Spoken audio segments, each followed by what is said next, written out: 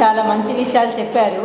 అయితే ఇప్పుడు ఇక్కడ పిల్లలతో కొంచెము ఒక 5 నిమిషాలు ఇంటరాక్ట్ అయితే బాగుంటుంది అనుకుంటున్నాను నేను. అమ్మా ప్రజల నుండి కప్పం తీసుకోవడం ద్వారా లోకానికి ప్రయోజనం.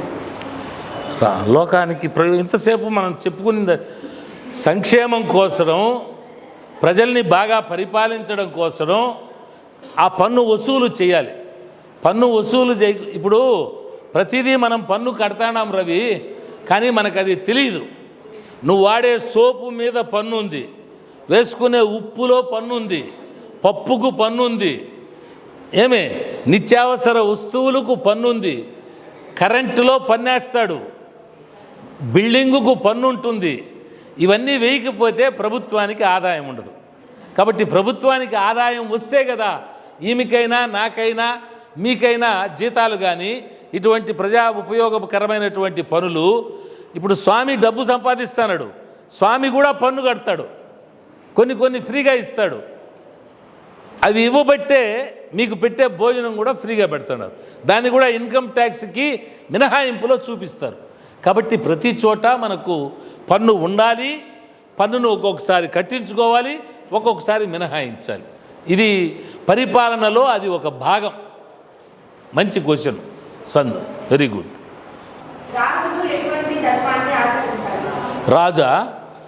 రాజు దైవంతో సమానం కదమ్మా.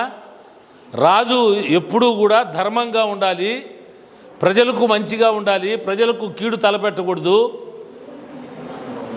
ఏమే భక్తుడుగా ఉండాలి. దైవం పట్ల ఆయనకు కూడా ఒక దైవం ఉంది.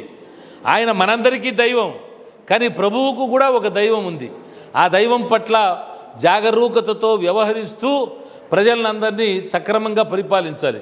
కాబట్టి ఆయన వీళ్ళందరూ ఆయనకి కావలసిన వాళ్ళే. ప్రజలకి ప్రభువుకు ఎప్పుడు కూడా ప్రజలందరూ కూడా తన బిడ్డల మాదిరిగా చూసుకోవాలి. ఒక వస్తువు అందంగా ఉంది కాబట్టి దీన్ని అనుభవించేయాలి, అట్లాంటి విధవ పనులన్నీ చేయకూడదు. పాలకుడు అనేవాడు సర్వజనామోద యోగ్యంగా పరిపాలన చేయాలి, అందరికీ ఇష్టంగా ఉండాలి, అందరి మన్నన చూరగొనాలి. నాకు మీరందరూ నన్ను గౌరవించకపోతే ఇక్కడ వచ్చి ఇంతసేపు కూర్చోరు కదా, 4:30 అయిపోయిందని వెళ్ళిపోతారు కదా, ఏదో చెప్తారు 4 మాటలు వినాలని కూర్చున్నారు కదా. ఇంతే ఈ చొరవ, ఈ మన మధ్య ఉండేటువంటి ఆ బంధం ఇది ఉండాలి రాజుకు ప్రజలకు మధ్య. ఏమి నేర్పిస్తుందా? రాజకీయాలకు ఏమి నేర్పించదు.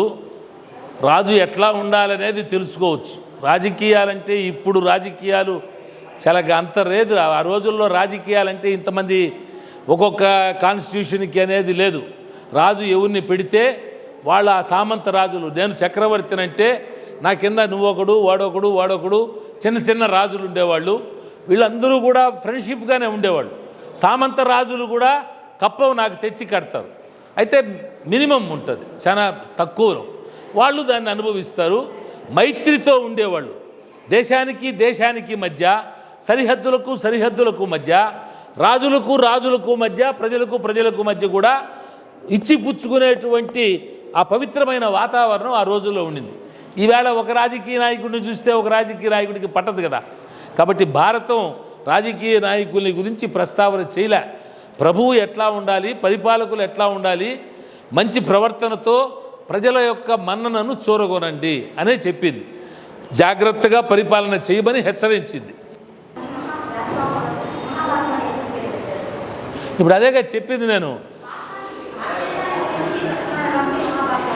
అది శక్తివంతమైంది, 1,00,000 శ్లోకాలతో కూడింది అని, అందువల్ల చాలా గొప్పది అనేటువంటి అర్థములో ఆ మహాభారతం అని పెట్టారు. దాన్నే శ్రీమద్ ఆంధ్ర మహాభారతం, సంస్కృతంలో మహాభారతం. గొప్ప మహాత్మ్యాన్ని చాటేది, గొప్పగా ఉండేది, 1,00,000 శ్లోకాల పరిమితితో ఉండేది. అసలు ఇంత పెద్ద కావ్యం ప్రపంచంలో ఎక్కడా లేదు.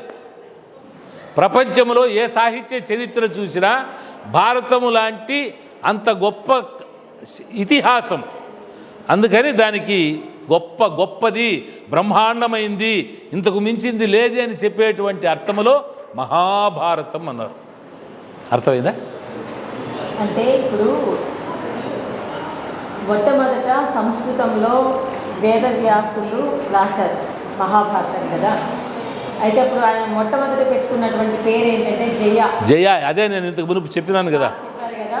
అంటే జయ అంటే ఏంటి అనే సంస్కృతంలో జయ అనే పదానికి అర్థం ఏంటంటే 18 అని అర్థం కదా. మరి అక్కడ జయ 18 పర్వాలు అని అర్థం. ఇంకోటి ఏంటంటే 18 అక్షౌహిణుల సైన్యం యుద్ధంలో, కురుక్షేత్ర సంగ్రామంలో 18 అక్షౌహిణుల సైన్యంతో యుద్ధం జరుగుతుంది. అంటే కౌరవ పాండవులు ఇద్దరి కలిపి, కాబట్టి 18.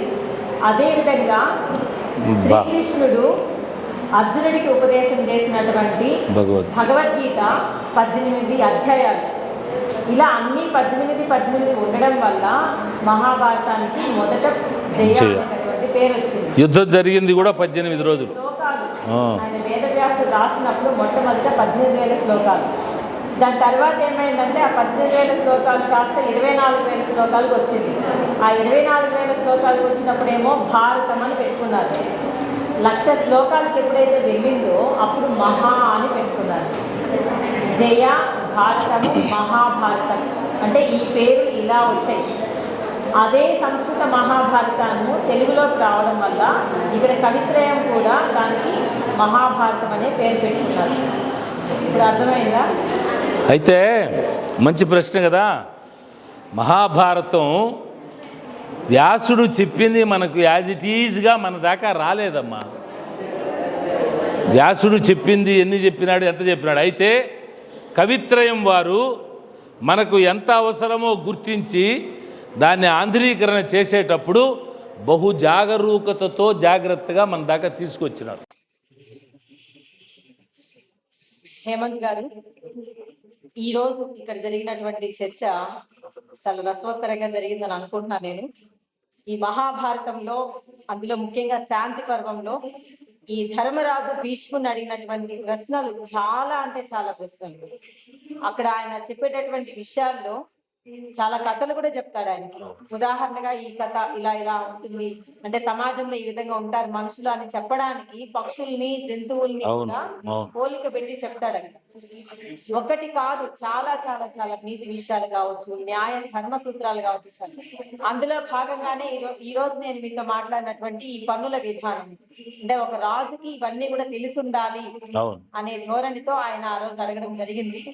మరి ఈ విషయాలన్నీ కూడా మీ అమూల్యమైనటువంటి సమయాన్ని మా కోసం కేటాయించి చాలా చక్కగా పిల్లలకి ముఖ్యంగా అర్థమయ్యేలాగా చాలా విషయాలు చెప్పారండి. మీకు మా విశ్వవిద్యాలయం తరఫున హృదయపూర్వక ధన్యవాదాలు తెలియజేసుకుంటున్నాను.